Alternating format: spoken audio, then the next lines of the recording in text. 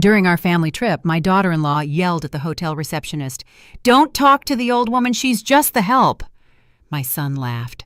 Little did she know I owned the place. What I did next left her trembling. "I'm glad you're here. Stick with me until the end of my story, and let me know what city you're watching from so I can see how far it reaches." I had been looking forward to this trip for months. At 72 years old, opportunities to spend quality time with my son, Jay, and his family didn't come around often. When he suggested a week in Miami, my heart swelled with hope. Maybe I could finally get close to Valentina, my daughter-in-law, who had kept her distance during the 5 years they'd been married. The 4-hour drive to the Coastal Paradise Resort was filled with Jay and Valentina talking about spa treatments, tea times, and expensive dinners as if I weren't even there. Every time I tried to join in, asking about the kids or suggesting something we could all do together, Valentina would give me a short answer, and Jay would ignore me completely. I should have seen the red flags, but I wanted so badly to mend our family bond that I didn't care. The Coastal Paradise Resort was one of my greatest achievements, though my family had no idea. After my husband passed away when Jay was just 12, I built my hotel business from the ground up. I started with one small bed and breakfast, working 18-hour days, scrubbing floors and managing reservations.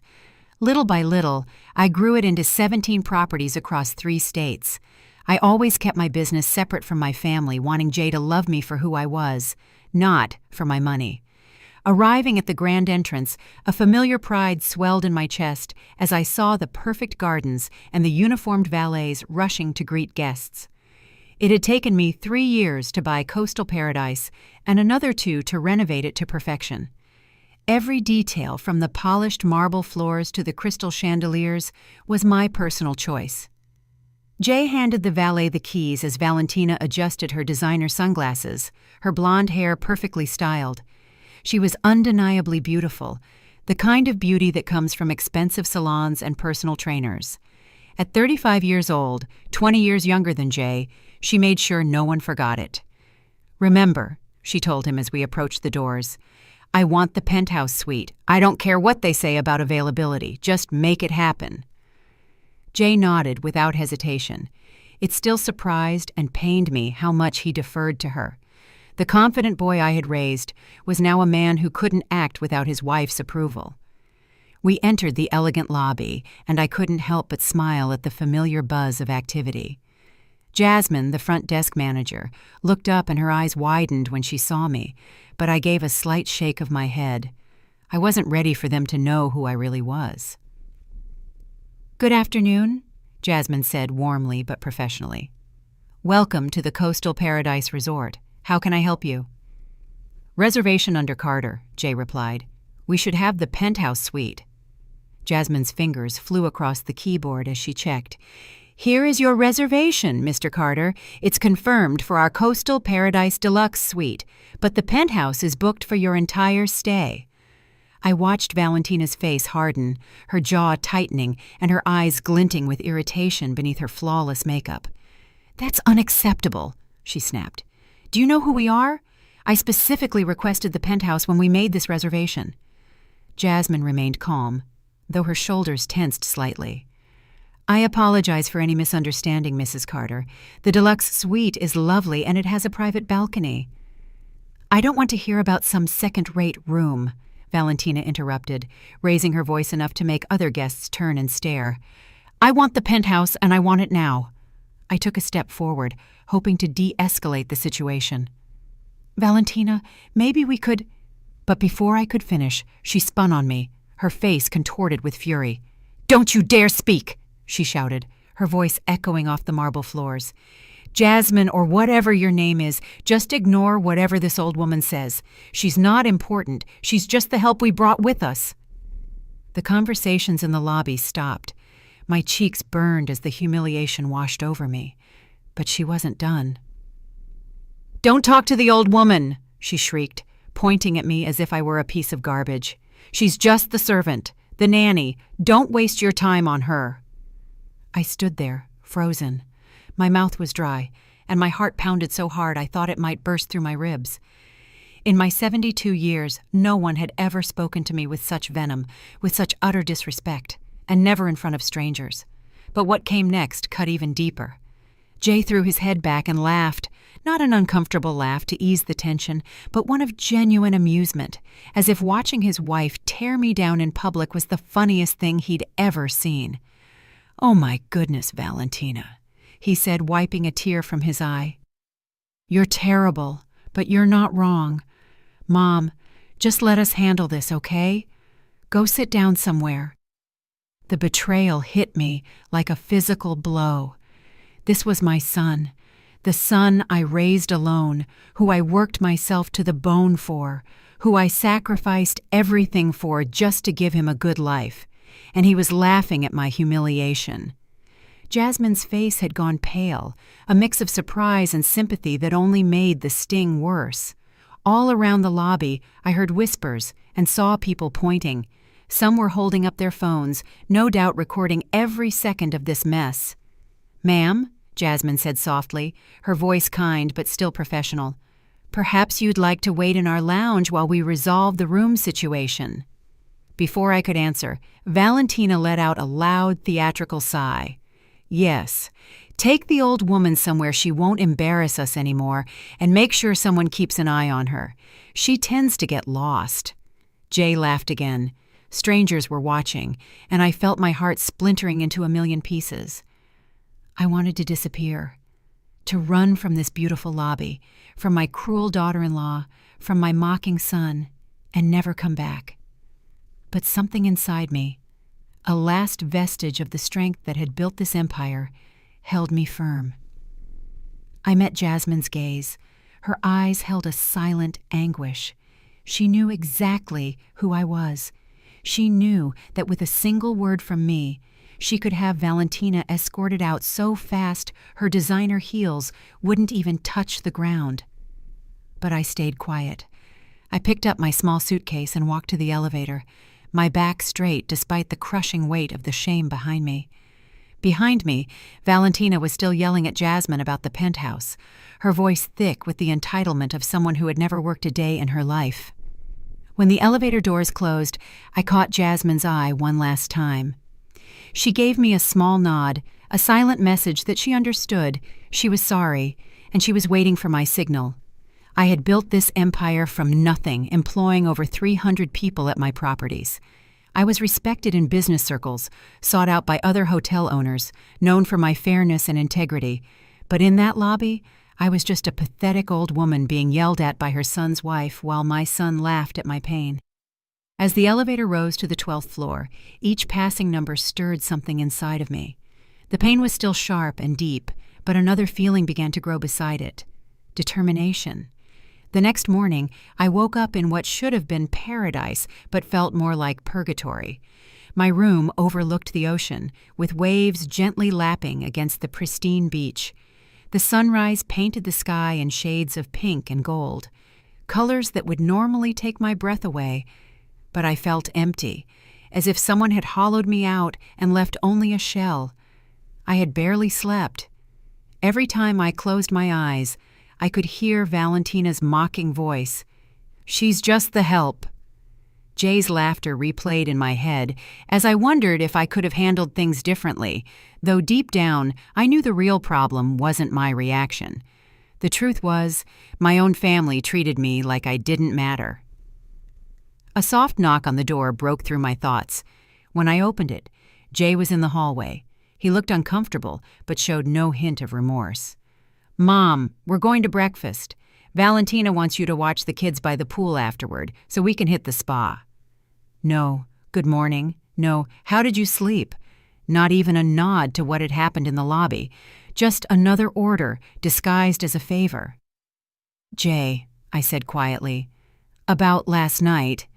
He waved a hand dismissively. "Mom, don't make a big deal out of it. Valentina was just stressed about the room. You know how she gets when things don't go her way."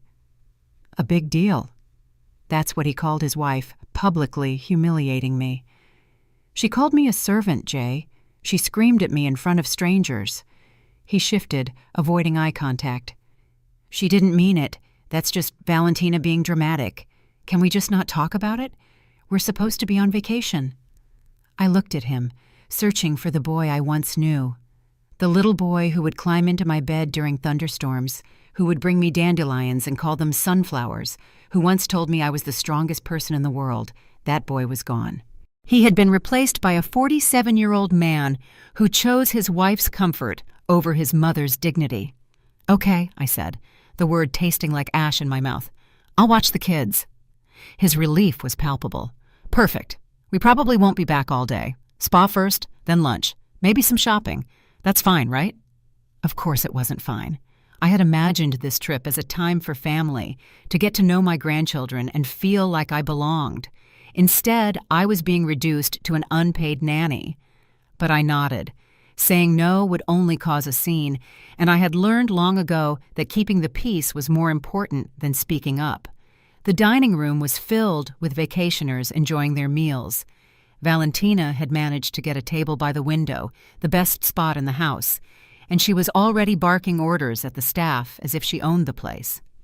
"I want fresh squeezed orange juice, not that junk from Concentrate," she told our waiter. A young man named Terrell I remembered from other visits. "And make sure those eggs are cooked exactly 3 minutes, not a second more or less." I could see Terrell trying to maintain his composure, but the tension in his eyes gave him away. I had trained my staff to provide top-notch service, but Valentina was testing even their patience. My grandchildren, Zuri and Deshawn, ages 8 and 10, were sitting silently at the table, eyes glued to their tablets. They barely looked up when I approached. "Good morning, sweetie," I said to Zuri, reaching out to tuck a stray piece of hair behind her ear. But Valentina's hand shot out, stopping me. "Don't touch her hair. It was just styled yesterday, and I don't want it to get messed up." I pulled my hand back as if I'd touched a hot stove. Zuri didn't even look up from her screen. "Kids, say good morning to Grandma Renee," Jay mumbled, sounding bored. "Morning," they said in unison, still focused on their devices. I sat in the only remaining chair, the one with its back to the resort view. Valentina had made sure the best seats were for her family, leaving me the leftover one, as if I were an afterthought. "Renee," Valentina said without looking at me, "after breakfast, you'll take the kids to the pool. Make sure you put sunscreen on them every hour. Zuri burns easily, and if she gets even a little bit pink, I'm holding you responsible." I nodded, swallowing the words I wanted to say. "And keep them away from the deep end. And don't let them eat snacks by the pool. They're full of preservatives. Oh, and if they need anything at all, call me immediately. Don't try to handle it yourself." Each order was like a small cut, another reminder that she didn't trust me to care for my own grandchildren without her looking over my shoulder. "How long will you be at the spa?" I asked. Valentina finally looked at me, her gaze cold. "As long as we want. This is our vacation, not yours. You're here to help." Jay remained silent, staring at his phone, completely checked out. I wondered when he had become the kind of man who would let his wife treat his mother like hired help. After breakfast, I ended up at the pool with Zuri and Deshawn, trying to start a conversation as they remained lost in their screens. Around us, other families laughed, played, and truly enjoyed each other's company. We looked like strangers who just happened to share a table. "Grandma," Zuri said suddenly, and my heart fluttered, hoping she wanted to talk. "Mom says you used to clean houses for rich people. Is that true?" The question was a slap in the face. I had worked hard my entire life. I had never cleaned a house for anyone. I had built my own empire from scratch. I had created jobs for hundreds of people and earned respect in a male-dominated field. And still, in Valentina's twisted version of my life, I was nothing more than a servant. "No, sweetie," I said softly. "I'm a business owner. I build hotels." Deshawn looked up from his tablet for the first time all morning. "Mom says you make up stories about being important because you're ashamed of being poor." The cruelty of his words stole my breath. Valentina hadn't just humiliated me in public. She had also been poisoning my grandchildren against me, filling their heads with lies so they would see me as a pathetic, delusional woman. Your grandma is not poor, and she doesn't make up stories, I said, keeping my voice firm. Zuri just shrugged. That's what Mom says. She says you live in a tiny apartment and pretend you're rich to make yourself feel better. In reality, I lived in a penthouse overlooking the bay that was worth more than most people's entire net worth. But my grandchildren thought I was a pathetic old woman living in squalor and lying about my life. For the next 6 hours, I sat by that pool, watching children who barely looked at me while their parents enjoyed themselves at my expense. Other guests would chat with me now and then, and I would respond with short, polite answers, all while feeling more and more empty with each passing minute. When Jay and Valentina finally returned, they were radiant after spa treatments and an expensive lunch. Valentina's nails were freshly done, her hair perfect. She looked like someone who had spent the day being pampered, and she had, at a spa I owned with services I was ultimately paying for. "How are the kids?" Jay asked without looking up from his phone. "They were fine," I replied, because what else could I say? That they thought I was a liar and a servant? That their mother had deliberately destroyed any chance of a real connection between us? "Good," Valentina said dismissively. "You can watch them again tomorrow. We have golf in the morning and lunch with some friends we met at the spa." I watched my son nod along to her plans without asking if I cared, without thinking that maybe I wanted to spend my vacation doing something other than free childcare. That night, sitting alone in my room, overlooking the ocean I had worked so hard to make my own, I finally saw the truth. This wasn't a family vacation. It was a business trip where I had been cast in the role of the help. Except instead of being paid, I was footing the bill for the privilege of being treated like trash. But as I sat in the dark, listening to the waves crash against the shore, something inside me started to shift. The pain was still there, deeper than ever.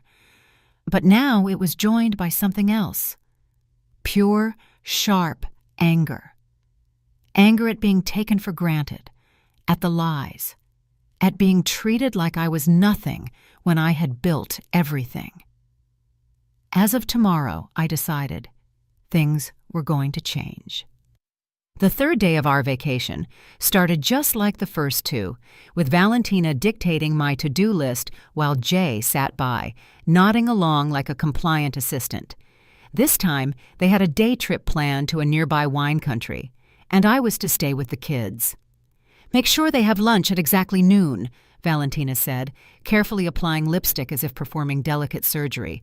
"And Zuri gets cranky when her sugar drops, so have the granola bars I packed ready."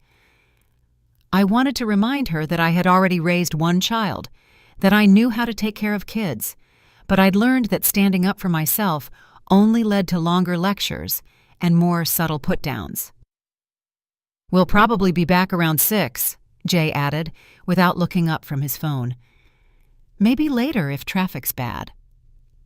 As they got ready to leave, I overheard Valentina on the phone, using that fake, syrupy sweet tone she used when she thought she was being clever. "No, we can't do dinner again tonight. I'm stuck with the kids. I know it's ridiculous, but it's just for a few more days. Trust me, once this is all sorted out, we won't have to deal with this anymore." A chill ran down my spine. The way she said, "once this is all sorted out," didn't sound like she was just talking about the vacation ending. After they left, I took the children to the hotel's kids club, a program I had created myself to give families more flexibility during their stay. The counselors were amazing with Zuri and Deshawn, and for the first time since we'd arrived, I saw them laugh and play with other kids their age. With a few hours to myself, I walked around the property. It had been years since I had seen my hotel from a guest's perspective instead of an owner's, and I wanted to get a real feel for how things were going. That's when I overheard the conversation that changed everything. Walking past the pool bar, I recognized voices coming from one of the private cabanas. Jay and Valentina were supposed to be at the wineries, but there they were, hidden behind the curtains, talking in hushed tones with another couple I didn't know. "The thing is," Valentina was saying, "she's getting old, and old folks don't live forever, if you catch my drift." A woman I didn't recognize laughed. "Valentina, you're awful." "I'm just being practical," Valentina responded. Jay's an only child, so we're going to get everything eventually. The only question is, how long will we have to wait? My stomach dropped. I moved closer, hiding behind a large palm tree. And what about Mrs. Renee? The unknown man asked. Doesn't she have any money of her own? Then I heard my son's voice, the voice I had once trusted completely. My mom? Nah, she's poor as a church mouse. She lives in a little apartment, scraping by on Social Security. I've been helping her out for years. The lies flowed from his mouth so smoothly, I wondered how long he had been making them up. I lived in a $5 million penthouse, earning more each month from my investments than most people made in a year. But in Jay's twisted version of the story, I was a burden he generously supported. That's why this trip is so annoying, Valentina continued. We have to drag her everywhere because she can't afford anything on her own. It's like having a pathetic pet you can't get rid of. The other woman made a sound of pity. How awful for you. And I bet she thinks you'll take care of her when she gets really old and sick. Over my dead body, Valentina said with a malicious laugh. As soon as she needs any real care, she's going straight into a government-run home. I'm not turning my house into a retirement home for some useless old woman. I leaned against the palm tree to keep my balance. They weren't just talking about letting me die naturally. They were planning to get rid of me the moment I became an inconvenience. But Jay's next words were the ones that shattered me. The funny thing is, she still thinks she's important, he said, his voice filled with cruel amusement. She tells these crazy stories about owning businesses and being successful. It's almost sad how delusional she is. Early onset dementia? The unknown man asked. Maybe, Jay said. Or maybe she's just desperate to believe she matters. Either way, it's embarrassing. Yesterday, she even told the kids she owns hotels. Hotels! Can you imagine? They all laughed, and the sound cut through me like shards of glass. Well, Valentina said, at least we won't have to listen to her crazy stories for much longer. I give her maybe 5 years, 10 at the most, and then we'll finally be free to live our lives without pretending we care. A useless old woman who never did anything with her life. I stood there, behind that palm tree, feeling my entire world collapse. This wasn't just a casual conversation about an unfortunate relative. It was my own son and his wife discussing my death as if it were a long-awaited vacation. The best part, Valentina added, is that she's so grateful for any attention we give her, like this trip. She really thinks we invited her because we wanted her to come. She has no idea we only brought her along so she'd watch the kids and we could go have fun. More laughter, more casual cruelty. Does she even contribute to expenses, Brenda? The other woman asked. Are you kidding me? Valentina scoffed. She's completely useless when it comes to money. Jay covers everything, her food, her utilities, even this trip. She's nothing but a financial drain on us. Another lie. For years, I had been helping Jay out financially, covering part of his mortgage, paying for his kids' private school. I even bankrolled Valentina's shopping sprees. The credit card statements that came to my address were astronomical, and yet I paid them without complaint, thinking I was supporting my family. The only good thing about having her around, Jay said, is that she's a decent nanny. Free childcare, you know. She's so desperate for our approval, she'll do anything we ask. It's kind of funny, actually. It really is, Valentina added. Watching her try so hard to make us like her, bringing the kids expensive gifts. She always... I stumbled back, my hand flying to my mouth to stifle a sob. The lies were a betrayal, but hearing them discuss my life as a pitiful joke, a burden to be discarded, was a knife to the heart. This wasn't just about money or respect. This was about a complete lack of humanity. They weren't just taking my money, they were taking my dignity and my legacy and turning it into something ugly and worthless. My mind raced back to that first night in the lobby. I had been so filled with shame that I didn't want to expose them. I had wanted to protect Jay from the embarrassment of his wife's behavior, but now I realized he was in on it. He was the one who had made me the butt of the joke. He was complicit in my humiliation, and he was okay with it. I had been so proud of my accomplishments, so proud of the life I built for my family. But they had turned my hard work into a punchline. I was nothing more than an ATM, a free babysitter, a pathetic old woman they couldn't wait to get rid of. I felt a new kind of anger building inside me. It wasn't the fleeting rage of the night before. It was a cold, hard, unwavering resolve. They thought I was useless? They thought I was a joke? I would show them what this useless old woman could do. I would show them what it meant to disrespect me. I pulled out my phone and dialed Jasmine's number. She answered on the first ring. "Ma'am, I'm so glad you called," she said, her voice a mix of relief and concern. "Is everything all right? Did you see?" "It's fine, Jasmine," I said, my voice steady. "I need you to do something for me." I walked back to the kids' club and collected Zuri and Deshawn. They barely looked up from their screens as I took their hands. "Let's go, kids," I said. "We're going on an adventure." They looked up at me with tired eyes. "Mom said we had to stay here," Deshawn said. "Your mom is wrong," I said. "Let's go." I took them to the beach, and for the first time, I put my phone and wallet down. We built sandcastles, we ran along the water's edge, and I taught them how to find seashells. We laughed, and I told them stories about when their daddy was a little boy. For a moment, it felt like a real family vacation, but the knowledge of what was to come was a weight in my stomach. That evening, Jay and Valentina returned, flushed with sun and alcohol. They walked into my room, ready to hand off the kids and go to dinner, but I was standing there blocking the door. "We're ready to go out," Valentina said, not even looking at me, her eyes on the kids. "You can go to bed." "Oh, I won't be going to bed just yet," I said, my voice as calm as a summer night. She finally looked at me, a flicker of irritation in her eyes. "What's that supposed to mean?" "It means," I said, "that you need to call the front desk and book yourself a different room for the night. You'll be checking out in the morning." Jay and Valentina stared at me, their faces a mask of confusion. "What are you talking about, Mom?"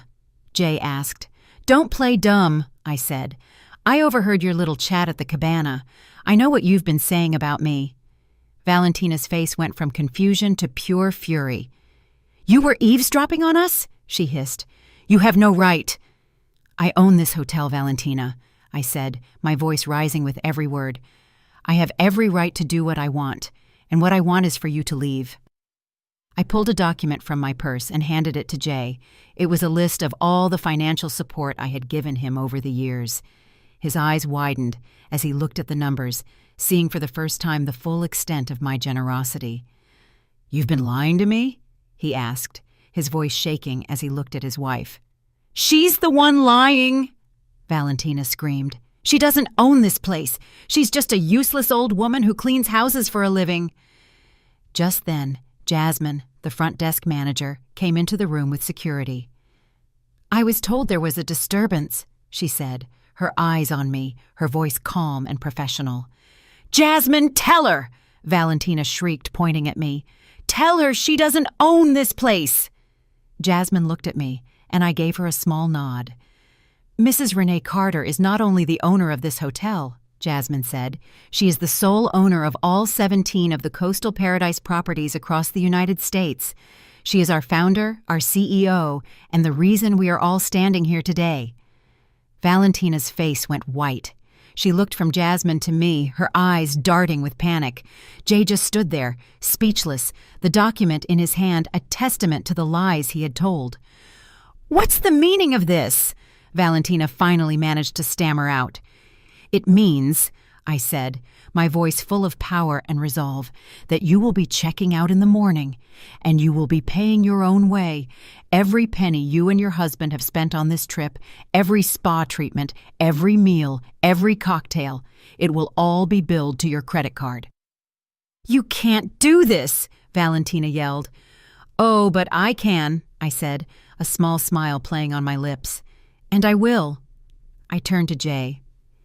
"And as for you, my son," I said, "you will no longer be receiving my financial support. The mortgage payments stop. The school tuition stops. You're on your own." Jay's face fell. "Mom, please. We can talk about this." "There's nothing to talk about, Jay," I said. You made your choice. You chose to laugh at your own mother's humiliation. You chose to lie about me to your children. You made your bed. Now you have to lie in it." He and Valentina looked at each other, their faces filled with a mix of shock and betrayal. They had thought they had me right where they wanted me, but they had underestimated me. They had no idea that the useless old woman they mocked was the one who held all the cards. That night, for the first time in years, I slept soundly. I went to bed knowing I was loved and respected, and every morning I woke up excited for the day ahead. It took me far too long to learn that being alone isn't the same as feeling lonely, and that sometimes the family you choose is stronger than the one you're born into. Jay and Valentina thought they were teaching me a lesson when they shamed me in that hotel lobby. They were right about one thing. I did learn something. That week, I learned that I am worth fighting for, even if I have to be the one to do the fighting. And that changed everything. The story we have told is fictional, but is based on some real events. The names and places have been changed to protect the identity of those involved. We're not sharing this to pass judgment, but in the hope that someone listens and pauses to think, how many mothers are suffering in silence inside their own homes? I'm so curious. If you were in my place, what would you do? Would you choose to stay silent to keep the peace? Or would you dare to face it all to get your voice back? I want to know what you think, because every story is a candle that can light the way for someone else. God always blesses.